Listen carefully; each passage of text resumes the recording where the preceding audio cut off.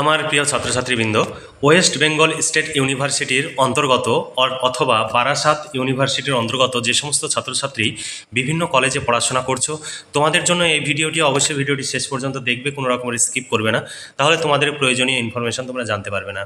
দেখো, West Bengal state university বা Barasat university first semester Bengali minor বা MA1 পেপার তোমাদের সামনে আজকে এই ভিডিওতে, একটি ভিডিওতে সিলেবাস এবং সাজেশন দুটোই আমি তোমাদের সামনে উপস্থাপন করব।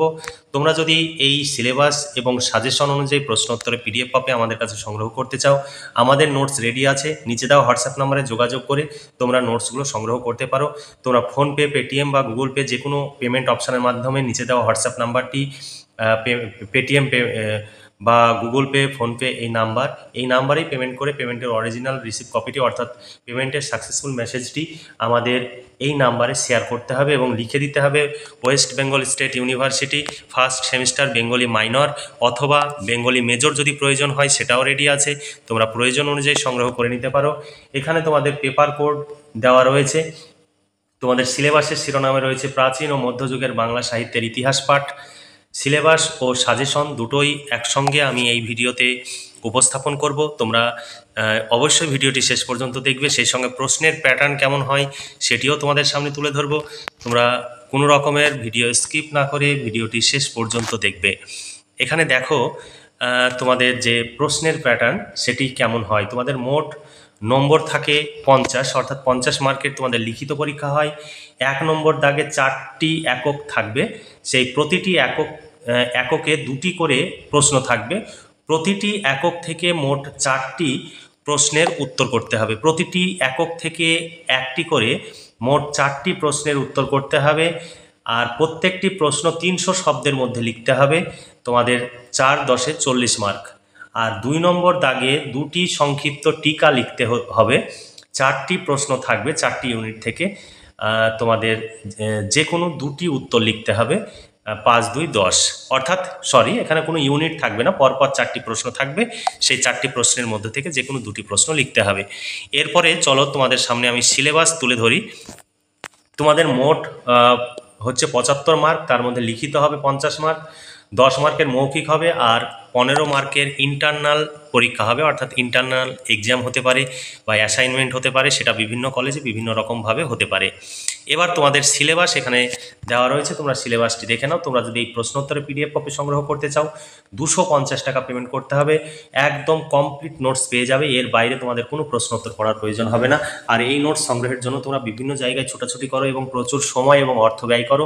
আমাদের কাছে নোটস সংগ্রহ করলে তোমাদের অর্থ এবং সময়ের সাশ্রয় হবে, কারণ 250 টাকায় তুমি কমপ্লিট নোটস পেয়ে যাচ্ছ।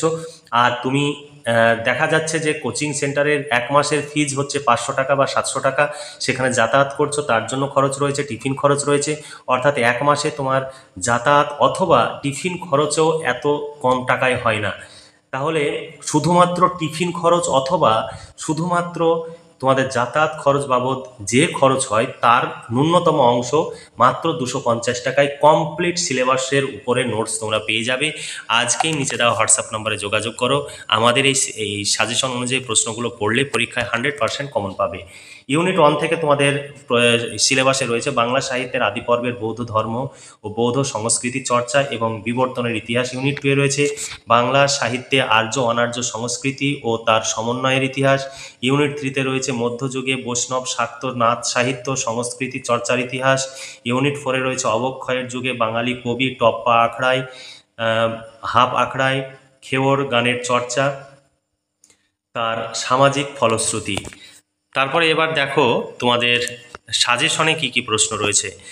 দেখো, এখানে তোমাদের 5 ও 10 মার্কের প্রশ্নের সাজেশন, অর্থাৎ 5 মার্কের টিকা, 10 মার্কের তোমাদের বড় প্রশ্ন হয়, সেই প্রশ্নের সাজেশন দেখে নাও। ইউনিট 1 থেকে বৌদ্ধ ধর্ম সংস্কৃতি থেকে কি কি প্রশ্ন রয়েছে তোমরা ভালো করে দেখে নেবে, তবে যেগুলোতে বেশি স্টার চিহ্ন দেওয়া রয়েছে সেইগুলো তোমাদের 2024 সালে পরীক্ষা তোমরা যারা দেবে তোমাদের জন্য ভীষণ ইম্পর্টেন্ট।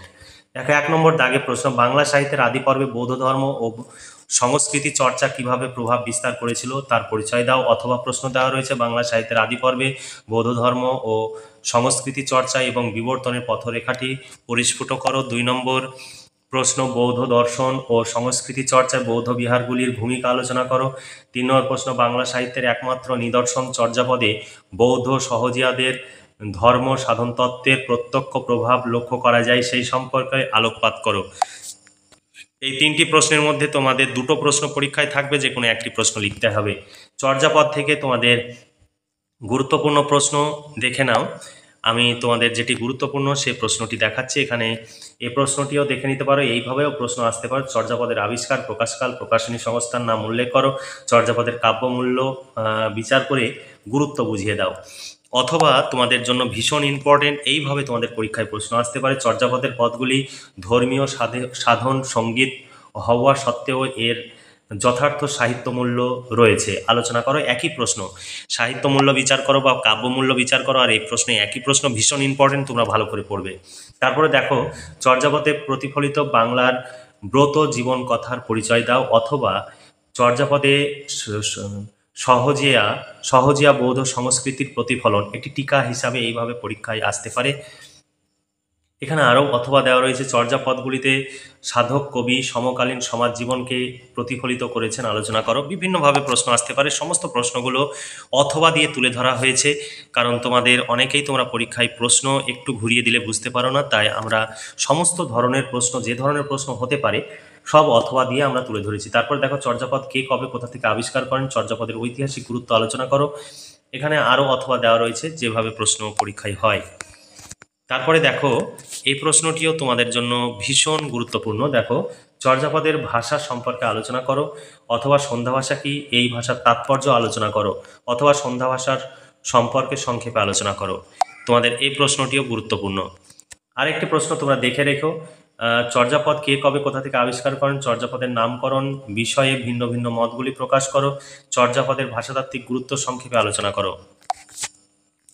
এরপরের প্রশ্ন তুর্কি আক্রমণের প্রভাব থেকে প্রশ্ন। দেখো 1 নম্বর, ভীষণ ইম্পর্টেন্ট, তোমাদের পরীক্ষায় আসার সম্ভাবনা 99%। দেখো আর্য অনার্য সংস্কৃতি ও তার সমন্বয়ের ইতিহাসে তুর্কি বিজয়ের অথবা সামাজিক প্রভাবের দিকগুলি সংক্ষেপে পরিচয় দাও, বাংলা সমাজে তুর্কি আক্রমণের প্রভাব বা গুরুত্ব আলোচনা করো। তারপরে প্রশ্ন দেখো টিকা লেখো, তোমাদের পরীক্ষা এইভাবে দেবে, বাংলা সাহিত্যে তুর্কি আক্রমণের প্রভাব, 5 মার্ক হিসাবে টিকা এইভাবে আসতে পারে। সব রকমভাবে আমাদের প্রশ্ন রয়েছে, এইগুলো পড়লেই তোমরা পরীক্ষায় 100% কমন পাবে, চিন্তার কোনো কারণ নেই। তারপরে শ্রীকৃষ্ণ কীর্তন থেকে 1 নম্বর প্রশ্ন, শ্রীকৃষ্ণ কীর্তন কাব্যের আবিষ্কার ও নামকরণ সম্পর্কে লেখো, কাব্যটি কার লেখা, কাব্যটি কটি খণ্ড ও কী কী কাব্যটি রচনা কবি দক্ষতার পরিচয় দাও। এখানে আরও অথবা দেওয়া রয়েছে, সব অথবা প্রশ্ন পড়ছি না। তারপর 2 নম্বর প্রশ্ন দেখো, বাংলা সাহিত্য ধারায় শ্রীকৃষ্ণ কীর্তন কাব্যের গুরুত্ব সংক্ষেপে আলোচনা করো। তারপর মঙ্গল কাব্য থেকে ইউনিট 2 থেকে প্রশ্ন। দেখো মনসা দেবীর উদ্ভব ইতিহাসের উল্লেখ করে প্রাক চৈতন্য যুগের 4 জন মনসা মঙ্গল কাব্যের রচয়িতার নাম লেখো, এই পর্বে শ্রেষ্ঠ কবির কবি কৃতিত্ব আলোচনা করো। এখানে অথবা প্রশ্ন হিসাবে এইভাবে রয়েছে, মনসামঙ্গল কাব্যের কবি বিজয় গুপ্তের কবি প্রতিভা সম্পর্কে আলোচনা করো। 2 নম্বর প্রশ্ন ভীষণ ইম্পর্টেন্ট, তোমাদের পরীক্ষায় আসার 99% সম্ভাবনা, চণ্ডীমঙ্গল কাব্যে আর্য অনার্য সংস্কৃতির সমন্বয় ঘটেছে, তা আলোচনা করো। এখানে আরেকটি প্রশ্ন টিকা লেখো আসতে পারে, চণ্ডীমঙ্গল কাব্যের অনার্য সংস্কৃতি, 5 মার্ক হিসাবে আসতে পারে, এটি তোমরা দেখে রাখবে। এখানে একটি প্রশ্ন পড়লেই সমস্ত ধরনের প্রশ্ন হবে, অনেকগুলো অথবা দেওয়া রয়েছে, তোমরা এখানে দেখতে পাচ্ছ অনেক অথবা দেওয়া রয়েছে। তারপরে প্রশ্ন দেখো, অন্নদামঙ্গল কাব্যের কবি রায়গুণাকর ভারতচন্দ্রের আবির্ভাবকাল ও পরিচয় সংক্ষেপে নির্দেশ করে তার কাব্যের বিশিষ্টতা বা কবি কৃতিত্বের পরিচয় দাও। এখানে আরও অথবা দেওয়া রয়েছে। তারপরে প্রশ্ন দেখো, কবি ভারতচন্দ্রের লেখা অন্নদামঙ্গল কাব্যে কটি খণ্ডে বিভক্ত, ভারতচন্দ্রের কবি প্রতিভার বিচার করে তাকে যোগসন্ধির কবি বলা হয় কেন, লেখো। তারপরে প্রশ্ন দেখো, ধর্মমঙ্গল কাব্যধারার সংক্ষিপ্ত পরিচয় দিয়ে কবি ঘনরাম চক্রবর্তীর প্রতিভা মূল্যায়ন করো, অথবা ধর্মমঙ্গল কাব্যকে রাঢ়ের জাতীয় কাব্য বলার কারণ উল্লেখ করে এই ধারার যে কোনো একজন কবির কবি প্রতিভা মূল্যায়ন করো। এখানে আরও অথবা দেওয়া রয়েছে, টিকা তোমাদের এইভাবে আসতে পারে, রাঢ়ের জাতীয় কাব্য, তাহলে তোমরা সংক্ষেপে লিখে দেবে। তারপরে প্রশ্ন দেখো, এটি ভীষণ ইম্পর্টেন্ট প্রশ্ন, ধর্মমঙ্গল কাব্যে আর্য অনার্য সংস্কৃতির সমন্বয় কিভাবে ঘটেছে আলোচনা করো। তারপরে ইউনিট 3 থেকে তোমাদের প্রশ্ন দেখো, বাল্মীকি রামায়ণ কিভাবে কৃত্তিবাসের হাত ধরে বাংলার লোক জীবনের সঙ্গে সম্পৃক্ত হয়ে উঠেছে আলোচনা করো। অথবা তোমাদের টিকা হিসাবে আসতে পারে রামায়ণ অনুবাদে কৃত্তিবাসের মৌলিকত্ব। অথবা আরেকটি প্রশ্ন দেখো, কৃত্তিবাসের রামায়ণের জনপ্রিয়তার কারণগুলি লেখো। তারপরে এই প্রশ্নটি দেখবে, আর্য ব্রাহ্মণ্য সংস্কৃতির শ্রেষ্ঠ ঐতিহ্যকে মালাধর বসু তার ভাগবত অনুবাদের মধ্য দিয়ে কিভাবে লোক গ্রাহ্য করে তুলেছেন তার পরিচয় দাও। 4 নম্বর প্রশ্ন, ভীষণ ইম্পর্টেন্ট প্রশ্ন, মহাভারতের শ্রেষ্ঠ অনুবাদককে তার কবি প্রতিভার বিভিন্ন দিকগুলি আলোচনা করো। তবে তোমাদের এইভাবে এই প্রশ্নটি আসার সম্ভাবনা রয়েছে। ব্রাহ্মণ্য সংস্কৃতির অন্যান্য ধারক ও বাহক হিসাবে মহাভারতের শ্রেষ্ঠ অনুবাদককে তার কবি প্রতিভার দিকগুলি আলোচনা করো। অথবা ব্রাহ্মণ্য সংস্কৃতির দ্বারা প্রভাবিত হয়ে মহাভারত অনুদিত হলেও তাতে আপামর জনসাধারণের জীবন সংস্কৃতির কথা প্রাধান্য পেয়েছে, আলোচনা করো। তারপর 5 নম্বর, টিকা লেখো পরাগলি মহাভারত, এটি 5 মার্ক হিসাবে তোমাদের জন্য গুরুত্বপূর্ণ। তারপরে দেখো, রোসাং রাজসভা থেকে তোমাদের প্রশ্ন। 1 নম্বর প্রশ্ন, মধ্যযুগের দেব মাহাত্ম্যমূলক কাব্য রচনার পরিবর্তে রোমান্টিক প্রেমগাথা রচনার দক্ষতা দেখালেন আরাকান রাজসভার কবিরা, আলোচনা করো। এই প্রশ্নটি তোমাদের 10 মার্ক হিসাবে আসতে পারে, তোমরা দেখে রাখবে। তবে এই প্রশ্নটি পড়লে এই দুটো প্রশ্ন হয়ে যাবে, টিকা হিসাবে আসলে তোমরা লিখবে বাংলা সাহিত্যের ইতিহাসে সৈয়দ আলাওলের কৃতিত্ব, তারপর বাংলা সাহিত্যের প্রণয় উপাখ্যান রচনায় দৌলত কাজীর কবি কৃতিত্ব। এরপরে 4 নম্বর ইউনিট থেকে তোমাদের প্রশ্ন, বৈষ্ণব পদাবলী থেকে চণ্ডীদাসের কবি পরিচয় দিয়ে বৈষ্ণব পদাবলী সাহিত্যে তার অবদান আলোচনা করো। তারপরের প্রশ্ন, মৈথিল কবি বিদ্যাপতিকে কেন বাংলা সাহিত্যে অন্তর্ভুক্ত করা হয় সেই বিষয়ে তোমার সুচিন্তিত মতামত দাও। বিদ্যাপতি ও চণ্ডীদাসের তুলনামূলক আলোচনা করো। বাংলা বৈষ্ণব পদকর্তা হিসাবে জ্ঞানদাসের কবি কৃতিত্বের পরিচয় দাও। এই প্রশ্নটি আর 2 নম্বর প্রশ্ন, এই দুটো ভীষণ ইম্পর্টেন্ট, এই দুটোর মধ্যে একটি আসার সম্ভাবনা ভীষণ প্রবল। তারপর দেখো, বৈষ্ণব পদকর্তা হিসাবে গোবিন্দ দাসের কবি প্রতিভার পরিচয় দাও। তারপরে চৈতন্য জীবনী সাহিত্য থেকে তোমাদের প্রশ্ন। 1 নম্বর প্রশ্ন, বাংলা সমাজে চৈতন্য সংস্কৃতির প্রভাব বা অবদান সম্পর্কে আলোচনা করো। 2 নম্বর প্রশ্ন, বাংলা সাহিত্যে চৈতন্য সংস্কৃতির অবদান আলোচনা করো। 3 নম্বর প্রশ্ন, বাংলা সাহিত্যের প্রথম চৈতন্য জীবনী কাব্য কোনটি এবং কেন, এই বিষয়ে তোমার মতামত দাও। এখানে আরও অথবা রয়েছে, অথবা প্রশ্নগুলো দেখে নেবে। তারপরে চৈতন্য চরিতামৃত গ্রন্থের ঐতিহাসিক গুরুত্ব সংক্ষেপে আলোচনা করো। অথবা টিকা লেখো, এইভাবে আসতে পারে শ্রী চৈতন্য চরিতামৃত। বিভিন্নভাবে টিকা আসতে পারে, তোমরা যেভাবে আসুক। আমাদের পিডিএফ যদি তোমরা আমাদের কাছ থেকে পিডিএফ সংগ্রহ করো, সমস্ত প্রশ্নের উত্তর করতে পারবে। বাংলা মাইনরের জন্য 250 টাকা পেমেন্ট করতে হবে। তুমি মেজর বা মাইনর সমস্ত পেপারের নোটস পেয়ে যাবে। একটি পেপারের জন্য 250 টাকা, সেটা মেজর হোক মাইনর হোক, যে কোনো পেপার নিলেই তোমাদের 250 টাকা পেমেন্ট করতে হবে। সেই পেপারের কমপ্লিট নোটস তুমি পেয়ে যাবে। শাক্ত পদাবলী থেকে প্রশ্ন দেখো। 1 নম্বর, অষ্টাদশ শতকে শাক্ত পদাবলীর উদ্ভবের কারণগুলি সংক্ষেপে লেখো। 2 নম্বর প্রশ্ন, অষ্টাদশ শতকের অর্থনৈতিক সংকটের ছবি রামপ্রসাদ সেনের শাক্ত পদে কীভাবে মূর্ত হয়ে উঠেছে তার পরিচয় দাও। তারপরে প্রশ্ন, নাচ সাহিত্য কি, নাচ সাহিত্য সম্পর্কে আলোচনা করো। এখানে তোমাদের টিকা হিসাবে আসতে পারে নাচ সাহিত্যের সামাজিক ও ধর্মীয় প্রেক্ষিত, অথবা এইভাবে প্রশ্ন আসতে পারে নাচ ধর্ম ও সংস্কৃতি। 3 নম্বর প্রশ্ন, ভীষণ ইম্পর্টেন্ট প্রশ্ন, গীতিকা সংক্ষিপ্ত পরিচয় দাও। তারপরে এই প্রশ্নটি এটি তোমরা দেখে রাখতে পারো, বাউল গান ও কীর্তন গানের সংক্ষিপ্ত পরিচয়, অথবা বাউল গান সম্পর্কে সংক্ষেপে আলোচনা করো। যে কোনো একজন বাউল কবির পরিচয় দাও। এরপরে টপ্পা গানের স্বরূপ এবং উদ্ভবের ইতিহাস সংক্ষেপে পরিচয় দাও। অথবা তোমাদের টিকা হিসেবে আসতে পারে টপ্পা গান সম্পর্কে সংক্ষেপে আলোচনা করো। অথবা টপ্পা রাগাশ্রয়ী হলেও একে লোকগান হিসাবেও বিবেচনা করা হয়, এই উক্তিটির যথার্থতা বিচার করো। তারপরে আরেকটি প্রশ্ন, অবক্ষয়ের যুগে নিধুবাবুর রচিত গানের পরিচয় দাও। 5 নম্বর প্রশ্ন, পাঁচালী কি, বাংলা ভাষায় 4 জন পাঁচালীকারের নাম লেখো। পাঁচালী এটা রচনায় হবে, একটু মিস্টেক হয়েছে, রচনায় যে কোনো একজন পাঁচালীকারের ভূমিকা নিরূপণ করো। অথবা টিকা হিসাবে আসতে পারে পাঁচালী গান সম্পর্কে সংক্ষেপে আলোচনা করো। তারপরে প্রশ্ন দেখো, কবি গান সম্পর্কে সংক্ষেপে আলোচনা করো, ভীষণ ইম্পর্টেন্ট প্রশ্ন। তারপর আরেকটি প্রশ্ন, কবি গানের স্বরূপ এবং ইতিহাস সম্পর্কে সংক্ষেপে পরিচয় দাও।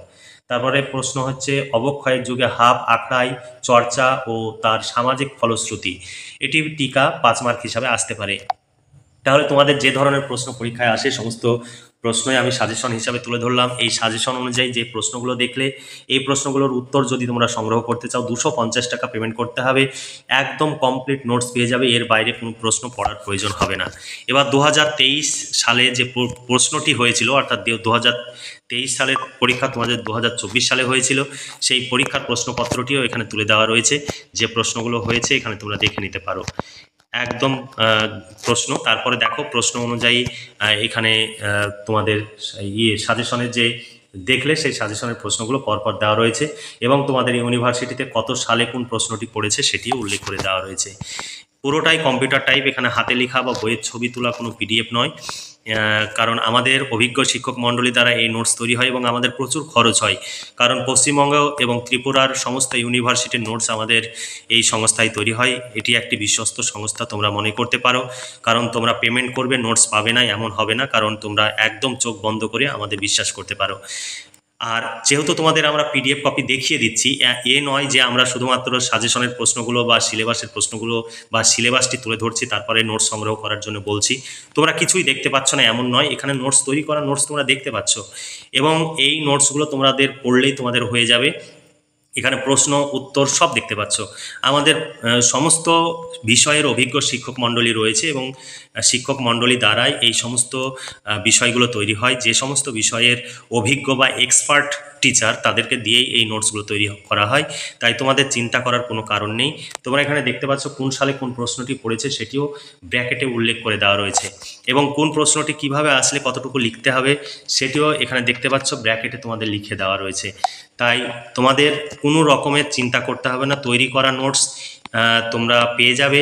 যে নোটস তুমি বিভিন্ন কোচিং সেন্টার বা বিভিন্ন টিচারের কাছে গিয়ে সংগ্রহ করছো এবং প্রচুর অর্থ ব্যয় করছো, সেই নোটস তুমি ঘরে বসেই সংগ্রহ করতে পারবে, এবং যে সময় তোমরা ব্যয় করো সেই সময়ে এই নোটসগুলো যদি পড়ো, পরীক্ষায় 100% কমন পাবে এবং খুব ভালো ফলাফল করতে পারবে। তাই দেরি না করে আজই যোগাযোগ করো এবং নোটসগুলো সংগ্রহ করে তোমরা এখন থেকেই পড়াশোনা করে পরীক্ষার প্রস্তুতি নাও। তাহলে আজকে এই পর্যন্তই। আর ভিডিওতে অবশ্যই লাইক করবে, বন্ধুদের সঙ্গে শেয়ার করবে, যাতে তোমার মতো তোমার বন্ধু উপকৃত হতে পারে। আর আমাদের যে খরচ, বিপুল খরচ হয়, সেই খরচ যদি আমরা তুলতে পারি তোমাদের ইউনিভার্সিটির ছাত্রছাত্রীদের কাছ থেকে, তাহলে আগামী সেমিস্টারে আমরা সমস্ত পেপারের নোটস তৈরি করব, তোমরা আরও উপকৃত হতে পারবে। তাহলে আজকে এই পর্যন্ত, খুব ভালো থেকো এবং এখন থেকেই নোটস সংগ্রহ করে তোমরা ঘরে বসে পড়াশোনা করে পরীক্ষার প্রস্তুতি নাও। এই শুভকামনা জানিয়ে আজকের ভিডিওটি এখানে সমাপ্তি ঘোষণা করছি।